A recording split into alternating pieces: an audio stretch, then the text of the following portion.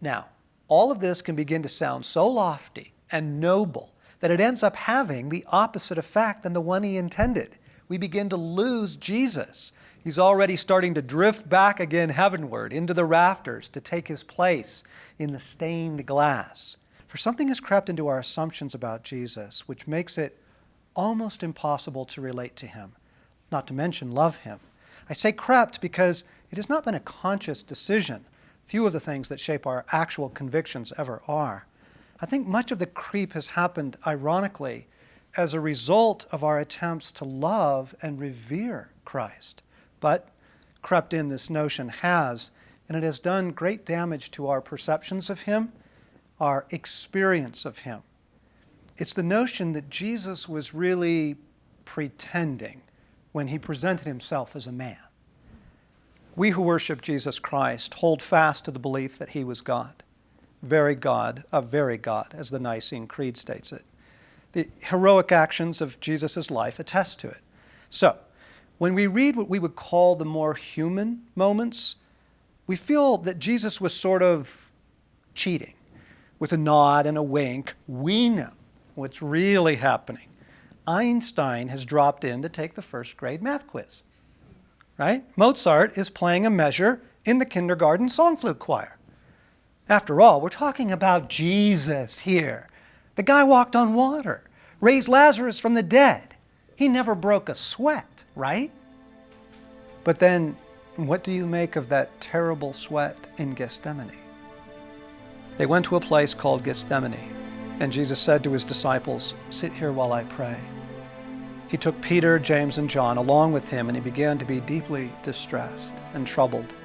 "My soul is overwhelmed with sorrow to the point of death," he said to them. "Stay here and keep watch." Going a little farther, he fell to the ground and prayed that if possible, the hour might pass from him. "Abba, Father," he said, "everything is possible for you. Take this cup from me."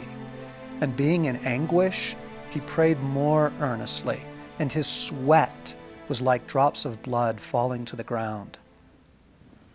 Deeply distressed, overwhelmed with sorrow, anguished. This doesn't sound like someone cheating to me. He begs his Father with tears that this awful cup might be taken from him. Please, let there be some other way. He doesn't want to do it. Sweat like blood pouring from his tormented brow. He pleads with his Father, and then he pleads again, and then again. Does this sound like Einstein adding 2 and 2? Gethsemane was the most terrible sort of farce if Jesus was faking it. He was human. Really. You recall the famous story of his trial in the wilderness. Well, at the end of those 40 days of fasting, it says he was hungry. On his way into Jerusalem one morning, he goes to have a look at a fig tree because it says he was hungry. Many readers recall the encounter Jesus had with a woman at a well. The account says that Jesus, tired as he was from the journey, sat down by the well. It was about the 6th hour. When a Samaritan woman came to draw water, Jesus said to her, "Will you give me a drink?" Wait, Jesus was hungry? Tired? Thirsty? Yep, that's what it says. He was human. The Gospels are filled with beautiful and haunting descriptions of the humanity of Jesus. One of the most poignant takes place when the report reaches him that his cousin, John, has been guillotined. On Herod's birthday, the daughter of Herodias danced for them and pleased Herod so much that he promised with an oath to give her whatever she asked. Prompted by her mother, she said, "Give me here on a platter the head of John the Baptist."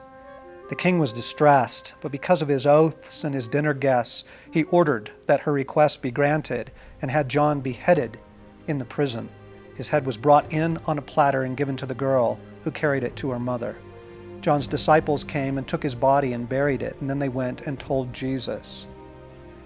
When Jesus heard what had happened, he withdrew by boat privately to a solitary place. From Matthew 14. Jesus takes the boat, leaves the crowd behind, and sails to some place he can be alone. The man who has unceasingly offered himself to others needs to get away. He needs room to grieve, just as you would. I cannot say this more emphatically. Life affected Jesus. Let me assure you, I cling to the Nicene Creed and the Orthodox faith held by the church for ages. Jesus was somehow God and man. A number of ridiculous books have been released in the last 100 years arguing that Jesus was merely a man. But a reaction in the other extreme is wrong as well. He's not Mozart playing with the kindergartners. This also helps us to recover his captivating personality in the Gospels. I've always wondered why Jesus, having healed someone, would immediately tell them to keep quiet about it. After giving 2 blind men perfect vision, Jesus warned them sternly, "See that no one knows about this." Warned them sternly? Now, why is that? He does the same thing after healing a man of leprosy. Jesus sent him away at once with a strong warning. See that you don't tell this to anyone. A strong warning, but isn't the point to get the word out?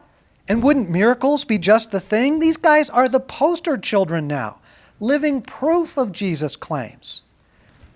Maybe he's employing reverse psychology here. Knowing that the more you insist people don't talk about what happened, the more they will. I mean, is this merely his technique to get the press going? It certainly has that effect. The 2 blind men went out and spread the news about him all over that region. The healed leper went out and began to talk freely, spreading the news. But wait, Mark goes on to explain why Jesus did this. As news of the miracles spread, Jesus could no longer enter a town openly, but stayed outside in lonely places. It is a sad editorial footnote. Jesus can't even get a moment's rest now. The paparazzi are everywhere. He doesn't mind a night of prayer on the mountain, but never to be able to get a bed and a hot meal?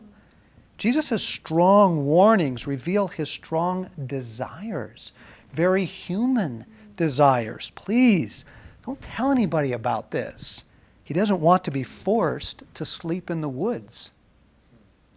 Now you might think that keeping Jesus all mysterious and heavenly is the proper thing to do. But consider this. When he came as presented in the Gospels. Okay? Very much human. A person, a man, with a very distinct personality. This is the primary witness we have of him, recorded for all who would know him. This is how he chooses to present himself. This is the self that he presents to us. Be careful that you don't push him away with your religious delicacies. You shall know them by their fruit. Jesus' humanity will cause you to fall in love with him all the more.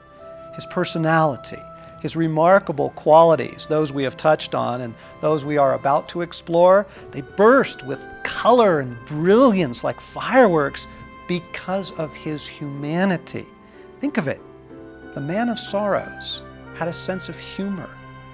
The Prince of Peace could work himself into a lather. This wonderful counselor could be downright ironic. The man on a mission had time to sit and chat. Far from diminishing Jesus, this will only quicken your worship and deepen your intimacy.